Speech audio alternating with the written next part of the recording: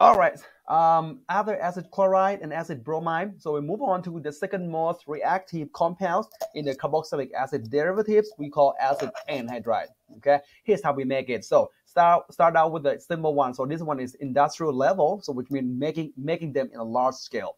So for example, let's say we have acetic acid, which is liquid, right? Put into a big container. We call it reactor. Heat it up 800 degrees. So two molecules of acetic acid will fuse together through the process called condensation, a reaction, and water comes out. That's why we call condensation. So we get acetic anhydride. Another example, we have phthalic acid, two carboxylic acid group, but this one in the same molecules on the benzene ring. Okay, heat it up so they fuse together to you get phthalic anhydride. All right.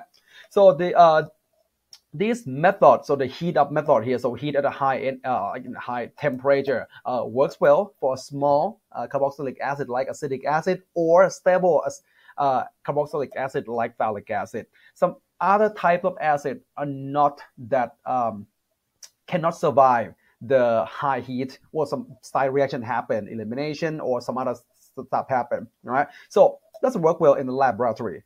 In the lab is what we do. Okay, so we can do synthesis, of course, from acid and chloride. Always, acid chloride can make anything, right? So we take carboxylate, which can be made from carboxylic acid, of course. Carboxylate can do a nucleophilic acid substitution on the carbonyl carbon of acid chloride or acid bromide. You get acetic anhydride.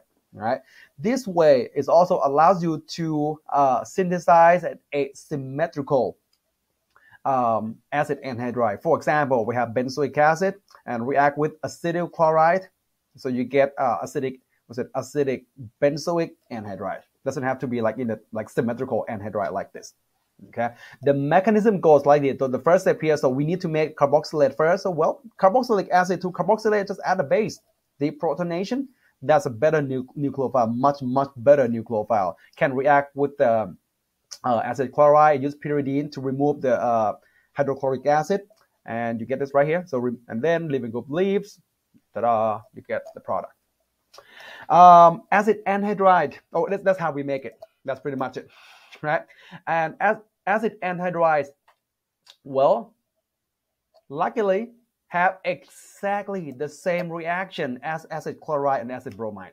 Look at that, right? You can do that's how we can make it. So fuse them together, condensation at high heat, right? You can make from acid chloride, and the rest are exactly the same. You can do hydrolysis, go back to carboxylic acid, alcoholysis, aminolysis. You can reduce them to more reactive reducing agent. You get alcohol. Less reactive, you get aldehyde. You can add 2 carbon chain to the acid anhydride. You can use a strong reagent all the way to alcohol. Weaker reagent, stop at ketone. Okay. The only difference is right here, the alcoholysis. Well, this is not acid chloride, right? You do reaction with acid anhydride, you never ever get hydrochloric acid. That's the reason why you don't need the pyridine. Okay. So no HCl produced, no pyridine needed.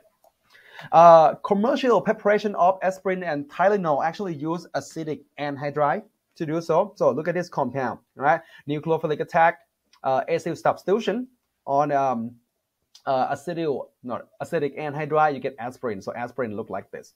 Right, this is salicylic acid.